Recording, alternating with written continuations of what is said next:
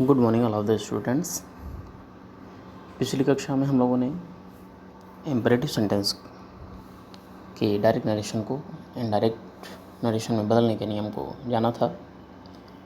उसी क्रम में आज हम इम्पेरेटिव सेंटेंस के ही उन वाक्यों को डायरेक्ट से इनडायरेक्ट में बदलना सीखेंगे जो लेट से प्रारंभ होते हैं।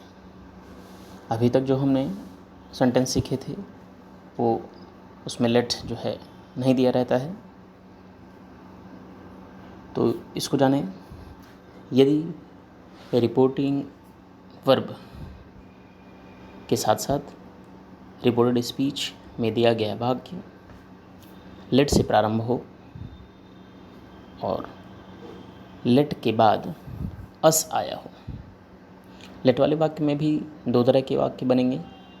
एक वाक्य जिसमें लेट के बाद अस आए और एक वाक्य जिसमें लेट के बाद अन्य कोई नाउन या अस को छोड़ करके अन्य कोई प्रोनाउन आए।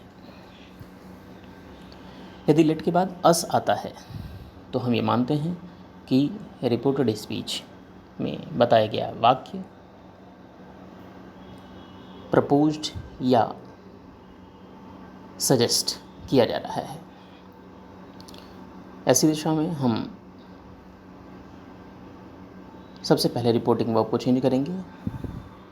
यदि रिपोर्टेड स्पीच में लेट के बाद अस आया है तो उसे इनडायरेक्ट बनाते समय सबसे पहले हम रिपोर्टिंग वर्ब सेड या सेड टू को प्रपोज्ड या सजेस्टेड में बदलेंगे।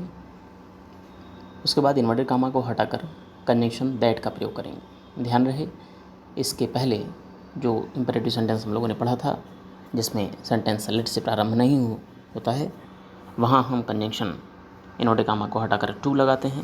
लेकिन जब लेट से प्रारंभ होगा और लेट के बाद अस आएगा तो हम इन्वर्टेड कामा को हटाकर कंजंक्शन दैट का प्रयोग करेंगे। इसके बाद रिपोर्टेड स्पीच में परिवर्तन आएगा तो सबसे पहले हम लेट को शुड में बदलेंगे, लेकिन वो सब्जेक्ट के बाद रखा जाएगा।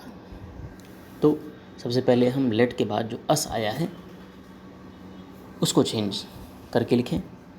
तो अस को हम जब चेंज करेंगे, चूँकि अस फर्स्ट पर्सन का प्रोनाउन है, रिपोर्टिंग वर्ब के सब्जेक्ट के अकॉर्डिंग बदला जाता है। तो बच्चों यहाँ ध्यान दें, अस को हम दो शब्दों में बदलते हैं, या तो अस को दे में बदला जाए या तो अस को वी में बदला जाए, क्योंकि वहाँ पे अस जो है वो उस वक्ता और श्रोता दोनों को लिए आया हुआ है। इस तरह से अस को हम कब वी में बदलेंगे और अस को कब हम दे में बदलेंगे, इसको जानें। यदि रिपोर्टिंग वर्ब का सब्जेक्ट आई या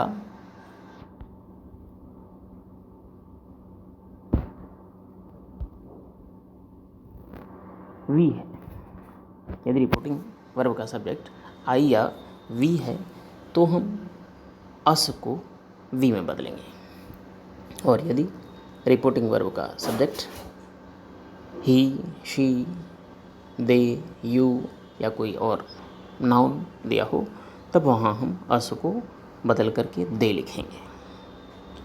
और दे या वी लिखने के बाद हम सब्जेक्ट जो लेट को हम शुड में बदलेंगे वो हम सब्जेक्ट दे या वी के बाद रखेंगे।